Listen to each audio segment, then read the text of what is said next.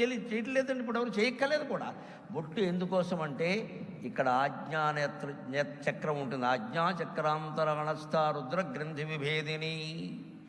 ఇక్కడ ఆజ్ఞాచక్రం అంటే ధరుడై మూడో నేత్రం మనకి ఇక్కడ ఉంటుంది, శివుడికి ఇక్కడే ఉంటుంది. తేడా ఏమిటంటే ఆయనకి తెరుచుకుంది, మనకి మూసుకుంది, అంతే తేడా. ఆయన శివుడికి ఆ మూడో కన్ను తెరుచుకోబట్టి ఆయన ప్రతి కోరికని జయిస్తాడు. పార్వతీదేవి వచ్చింది, ఆయన దక్షిణామూర్తిగా తపస్సు చేస్తుంటే పార్వతీదేవి వచ్చింది, 16 ఏళ్ళ అమ్మాయి.